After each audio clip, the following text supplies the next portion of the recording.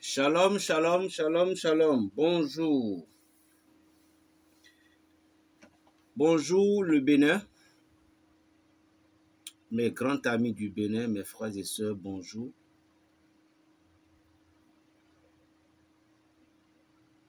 Bonjour la Côte d'Ivoire, bonjour Togo.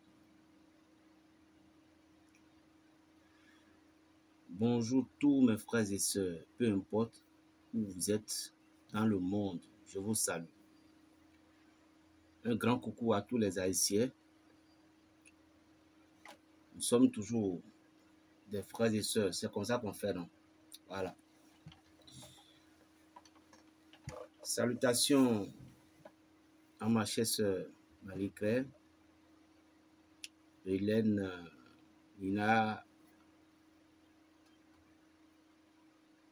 et Jean, Philippe. Bonjour à vous tous.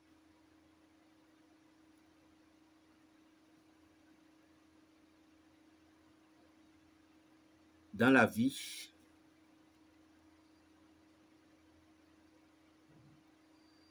ne regarde pas. Ah oui, qu'est-ce que je vais dire? Le mot que je vais employer. Dans le découragement, voilà. Dans le découragement, ne prenez pas des décisions. Ne prenez pas des décisions.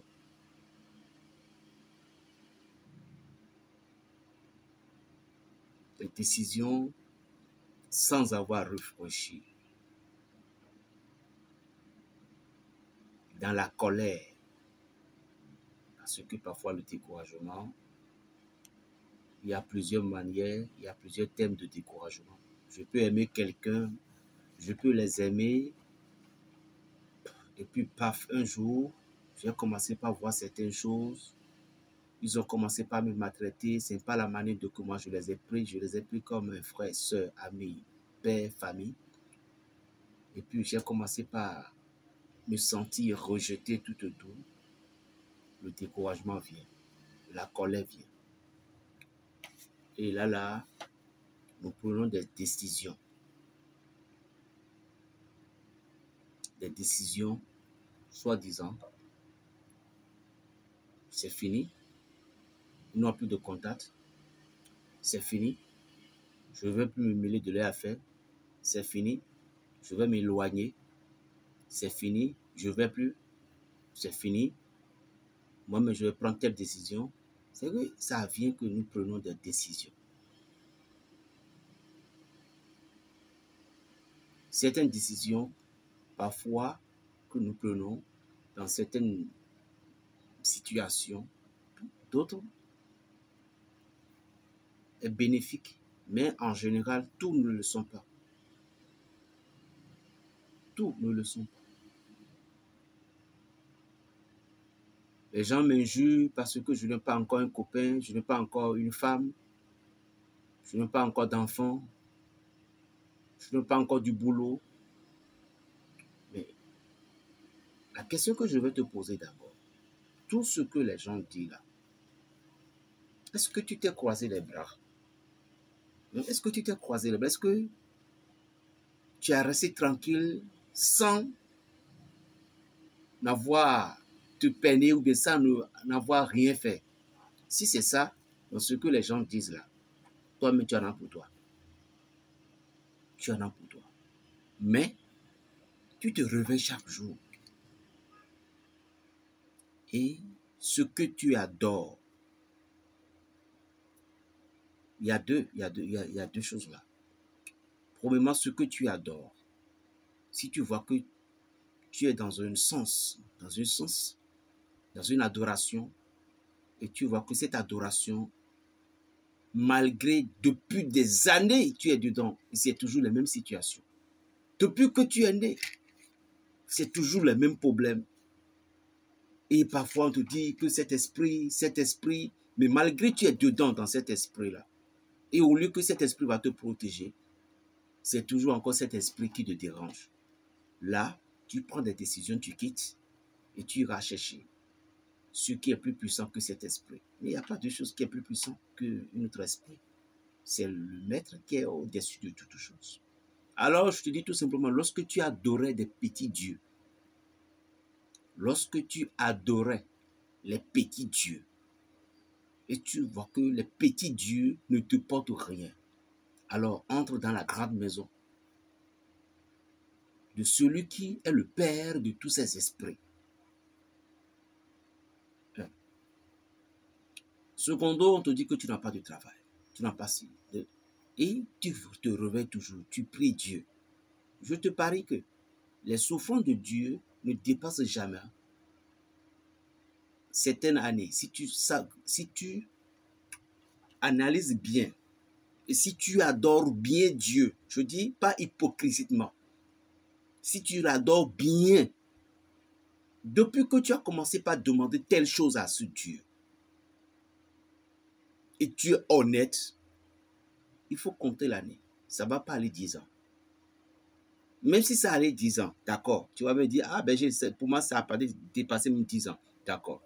Mais parmi les 10 années, ou bien ça a dépassé, tu as dit. Donc tu dois faire un examen de conscience. Et à travers ces 10 ans, compare ta vie par rapport à certaines personnes. Même si qui se disent qu'ils ont de l'argent. Compare ta vie par rapport à combien de l'hôpital ils vont, à quelle situation que ces gens affrontaient chaque jour, dans une semaine, dans un mois. Les enfants dorment à l'hôpital. Ils ont toujours des problèmes. Mais toi, tu es en train de chercher du travail. Tu as dit 10 ans. Ou bien, il n'y a pas de souci. Mais depuis 10 ans, là, que tu n'as pas du travail, comment tu manges? Est-ce que tu peux m'expliquer? Depuis 10 ans que tu cherches du travail, là, combien de fois tu es tombé malade, puis tu t'es retrouvé à l'hôpital et tu t'es retrouvé banalement sur la voie et tu ne fais que quémander. Ou bien, au moment où tu as besoin de certaines choses, personne ne te vient en aide jusqu'à ce que... Est-ce que tu connais, tu sais bien le dernier mot? Lorsque nous adorons Dieu, il est vrai que nous allons souffrir. Mais nous, notre souffrance, notre difficulté, vont dépasser celle des autres. Va être différent de celle des autres. Les autres ont des enfants. Toi, tu n'as pas encore d'enfants. Mais si ces gens-ci qui ont des enfants, s'ils sont venus t'expliquer ce qui se passe avec eux, tu vas dire, vaut mieux qu'eux. Ils n'auront pas. Est-ce que tu me suis un peu? Alors, c'est juste pour te dire que dans les découragements ou bien dans la colère, on ne prend pas certaines décisions à cause des critiques des gens, à cause des bobos des gens. Sinon, c'est toi qui vas perdre. C'est toi qui vas perdre. Lorsque vous avez suivi la loi de Dieu, vous ne devez pas vous laisser faire. Vous ne devez pas vous laisser décourager et prendre des décisions qui ne doivent pas être des bonnes décisions.